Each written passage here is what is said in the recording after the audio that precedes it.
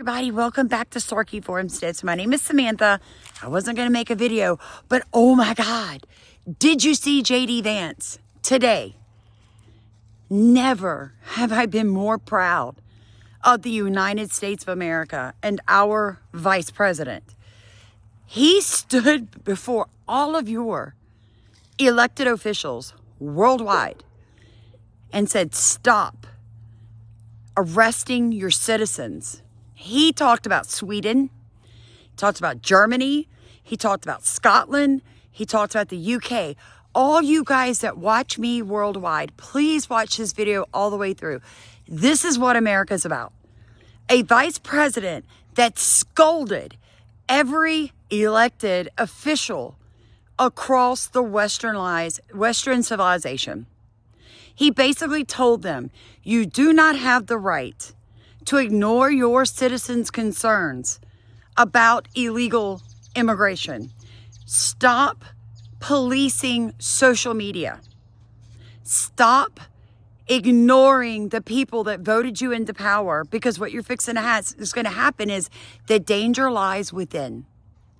Your countries are fixing to erupt in civil war. Why? Because we're overburdened with millions of illegal aliens in the Western civilization. And no, none of these third world countries sent us their doctors, their nurses, their school teachers. They sent us their drug dealers, their rapists, and their chomos. Europe knows, Germany knows. I've seen too many young German women crying on social media. They're terrified to walk out of their doors. It's happening in France. It's happening in Europe. It's happening in Ireland. Why? Because these third world country men come in and think it's okay to do whatever to a woman who's not being escorted or is out past dark, or she's 12 years old, she's old enough, because that's what's okay in their countries. Now, I don't care if you like it. It's the truth of what's happening in our civilized countries. We've taken in dogs and didn't expect to get fleas. Well, praise God for JD Vance. I hope he helps your countries. Just know that the American citizens are behind you, folks. The ones of you that watch me from Scotland and Australia and New Zealand and Europe, even Canada. Every citizen of these countries is feeling the same thing, except for the minority group who seems to think that everything's stolen land and we should just give it all up. They deserve to be here. No, they don't. To come to your country, they should have to work to get there. It should be a reward, not a vacation designation. And for too long, we've seen our governments, because Davos told them to, because Soros told them to, because Gates told them to, because the people in America holding the purse strings told your elected officials to take them in. Well, guess what? We change regimes here in America, baby, and we hope to free all of you too. God bless you all. Love you guys. Like, comment, subscribe, share this video. Watch it all the way through, man. JD Vance just gave him a spanking. Very concerned with European security and believes that we can come to a reasonable settlement between Russia and Ukraine. And we also believe that it's important in the coming years for Europe to step up in a big way to provide for its own defense. The threat that I worry the most about vis-a-vis Europe is not Russia, it's not China, it's not any other external actor.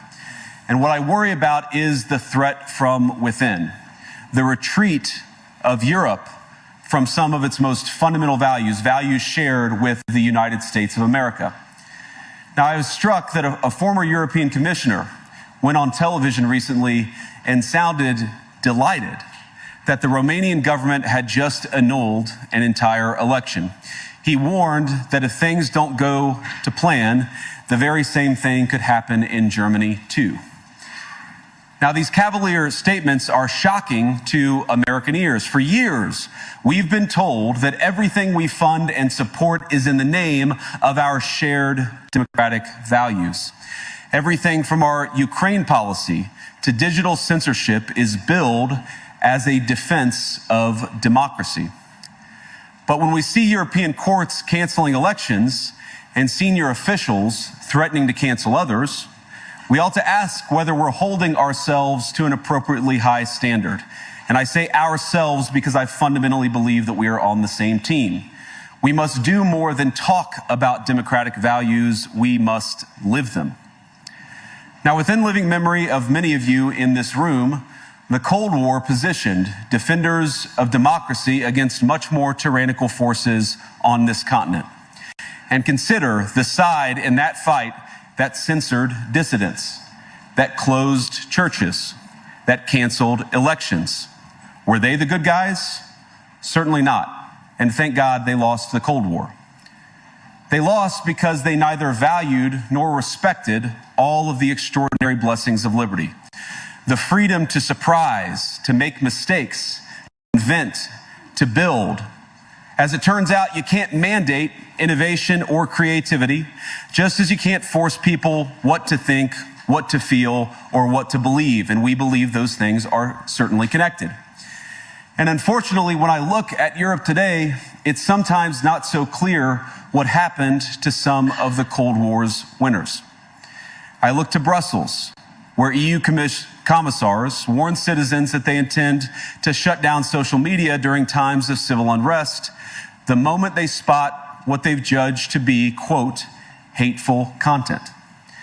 Or to this very country, where police have carried out raids against citizens suspected of posting anti-feminist comments online as part of, quote, combating misogyny on the internet, a day of action. I look to Sweden, where 2 weeks ago the government convicted a Christian activist for participating in Koran burnings that resulted in his friend's murder. And as the judge in his case chillingly noted, Sweden's laws to supposedly protect free expression do not, in fact, grant, and I'm quoting, a free pass to do or say anything without risking offending the group that holds that belief. And perhaps most concerningly, I look to our very dear friends, the United Kingdom, where the backslide away from conscience rights has placed the basic liberties of religious Britons in particular in the crosshairs. A little over 2 years ago, the British government charged Adam Smith Connor, a 51-year-old physiotherapist and an Army veteran, with the heinous crime of standing 50 meters from an abortion clinic and silently praying for 3 minutes. Not obstructing anyone, not interacting with anyone, just silently praying on his own. And after British law enforcement spotted him and demanded to know what he was praying for, Adam replied simply, it was on behalf of the unborn son he and his former girlfriend had aborted years before. Now, the officers were not moved. Adam was found guilty of breaking the government's new buffer zones law, which criminalizes silent prayer and other actions that could influence a person's decision within 200 meters of an abortion facility. He was sentenced to pay thousands of pounds in legal costs to the prosecution. Now, I wish I could say that this was a fluke, a one-off crazy example of a badly written law being enacted against a single person. But no, this last October, just a few months ago, the Scottish government began distributing letters to citizens whose houses lay within so-called safe access zones, warning them that even private prayer within their own homes may amount to breaking the law. Naturally, the government urged readers to report any fellow citizen suspected guilty of thought crime. In Britain and across Europe, free speech, I fear, is in retreat.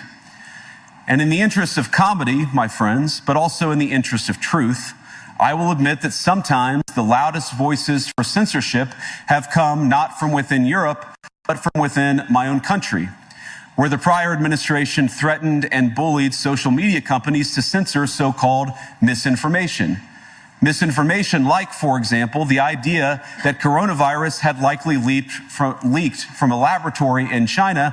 Our own government encouraged private companies to silence people who dared to utter what turned out to be an obvious truth. So I come here today not just with an observation, but with an offer. And just as the Biden administration seemed desperate to silence people for speaking their minds, so the Trump administration will do precisely the opposite, and I hope that we can work together on that. In Washington, there is a new sheriff in town. And under Donald Trump's leadership, we may disagree with your views, but we will fight to defend your right to offer in the public square, agree or disagree.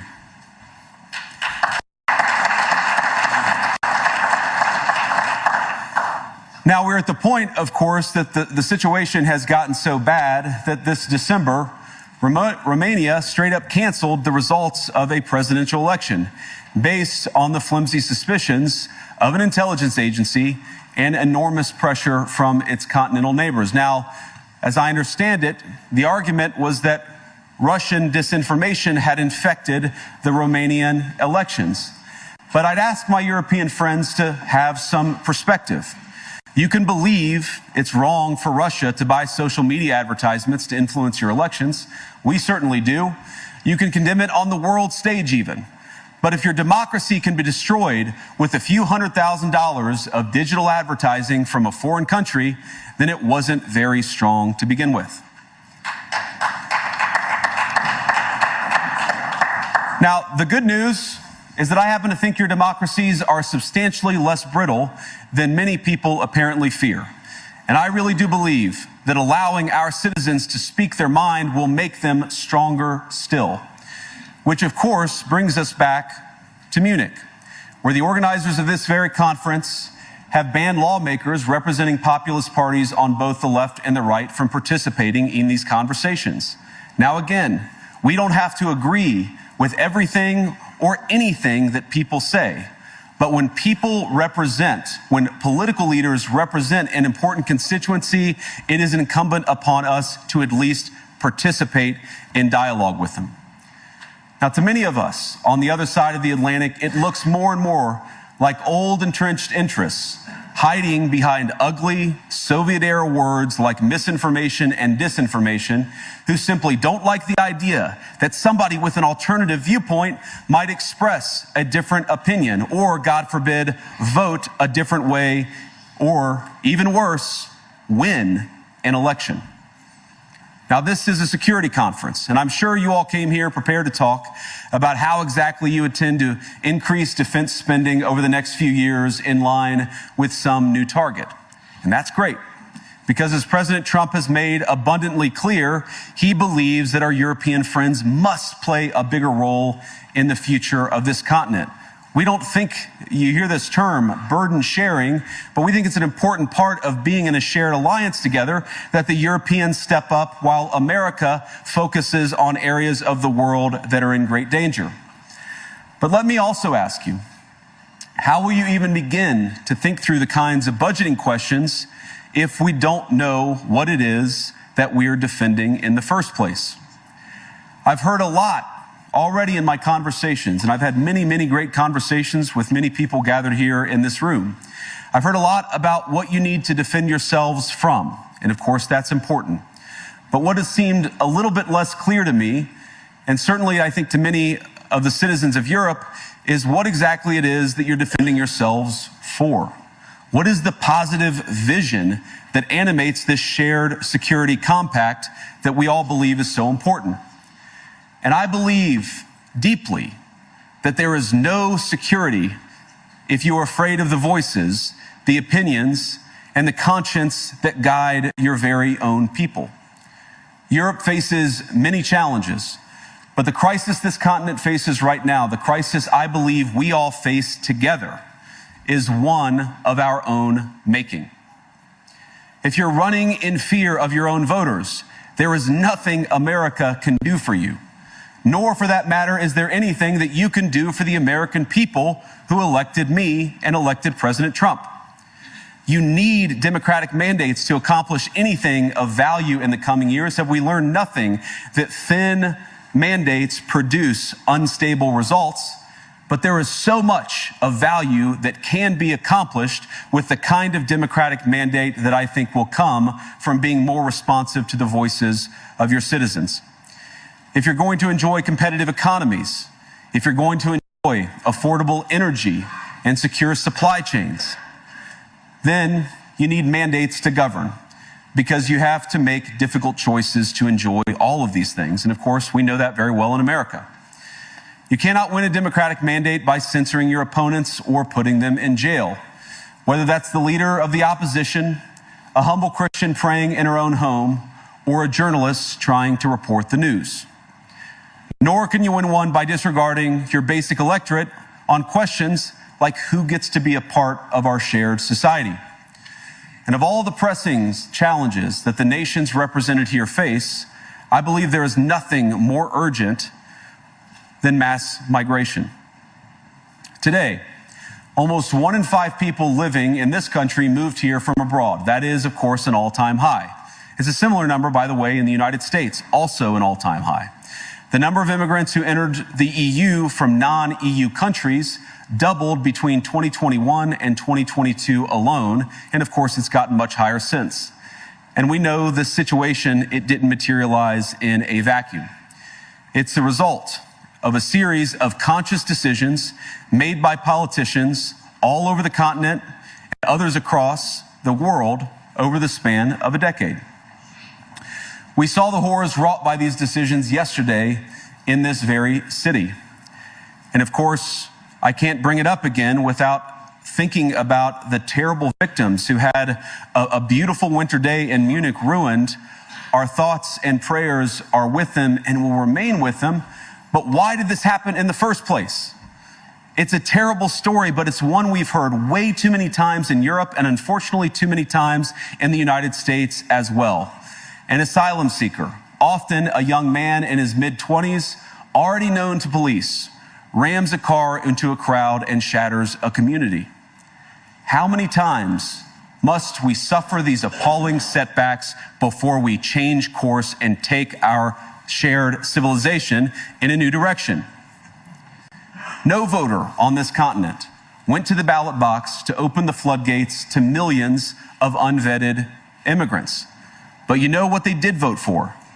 In England, they voted for Brexit, and agree or disagree, they voted for it. And more all over Europe, they're voting for political leaders who promise to put an end to out-of-control migration. Now, I happen to agree with a lot of these concerns, but you don't have to agree with me. I just think that people care about their homes, they care about their dreams, they care about their safety and their capacity to provide for themselves and their children. And they're smart. I think this is one of the most important things I've learned in my brief time in politics. Contrary to what you might hear a couple mountains over in Davos, the citizens of all of our nations don't generally think of themselves as educated animals or as interchangeable cogs of a global economy. And it's hardly surprising that they don't want to be shuffled about or relentlessly ignored by their leaders. And it is the business of democracy to adjudicate these big questions at the ballot box. I believe that dismissing people, dismissing their concerns, or worse yet, shutting down media, shutting down elections, or shutting people out of the political process protects nothing. In fact, it is the most surefire way to destroy democracy. And speaking up and expressing opinions isn't election interference. Even when people express views outside your own country, and even when those people are very influential. And trust me, I say this with all humor, if American democracy can survive 10 years of Greta Thunberg scolding, you guys can survive a few months of Elon Musk. But what no democracy, American, German, or European, will survive is telling millions of voters that their thoughts and concerns, their aspirations, their pleas for relief are invalid or unworthy of even being considered. Democracy rests on the sacred principle that the voice of the people matters. There's no room for firewalls. You either uphold the principle or you don't. Europeans, the people, have a voice. European leaders have a choice. And my strong belief is that we do not need to be afraid of the future. Embrace what your people tell you, even when it's surprising, even when you don't agree. And if you do so, you can face the future with certainty and with confidence, knowing that the nation stands behind each of you. And that, to me, is the great magic of democracy. It's not in these stone buildings or beautiful hotels. It's not even in the great institutions that we built together as a shared society.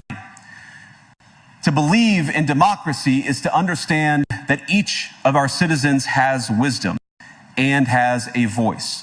And if we refuse to listen to that voice, even our most successful fights will secure very little. As Pope John Paul II, in my view, one of the most extraordinary champions of democracy on this continent or any other, once said, "Do not be afraid." We shouldn't be afraid of our people, even when they express views that disagree with their leadership. Thank you all. Good luck to all of you. God bless you.